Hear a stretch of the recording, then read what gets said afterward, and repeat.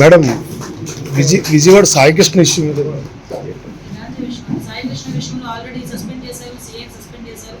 Enquiry జరుగుతుంది. Enquiry report వచ్చిన తర్వాత నిందితులు ఎవరన్నది డెఫినెట్గా వాళ్ళందరికీ కూడా శిక్ష ఇస్తారు. గ్రామాల్లో విపరీతంగా బెల్ట్ పెరిగిపోయాయని చెప్పేసి ఆరోపిస్తున్నారు.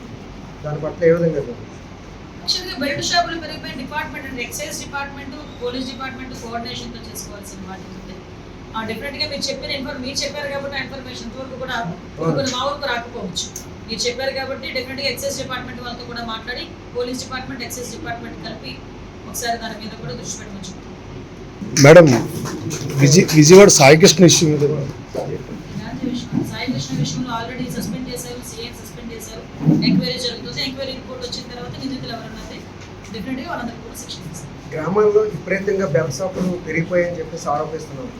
దాని పట్ల ఏ విధంగా యాక్చువల్గా బెల్ట్ షాపులు పెరిగిపోయిన డిపార్ట్మెంట్ అంటే ఎక్సైజ్ డిపార్ట్మెంట్, పోలీస్ డిపార్ట్మెంట్ కోఆర్డినేషన్తో చేసుకోవాల్సిన వాటి ఉంది. డెఫినెట్గా మీరు చెప్పారు కాబట్టి ఆ ఇన్ఫర్మేషన్ వరకు కూడా కొన్ని మా వరకు రాకపోవచ్చు. మీరు చెప్పారు కాబట్టి డెఫినెట్గా ఎక్సైజ్ డిపార్ట్మెంట్ వాళ్ళతో కూడా మాట్లాడి పోలీస్ డిపార్ట్మెంట్, ఎక్సైజ్ డిపార్ట్మెంట్ కలిపి ఒకసారి దాని మీద కూడా దృష్టి పెట్టమని చెప్తాం.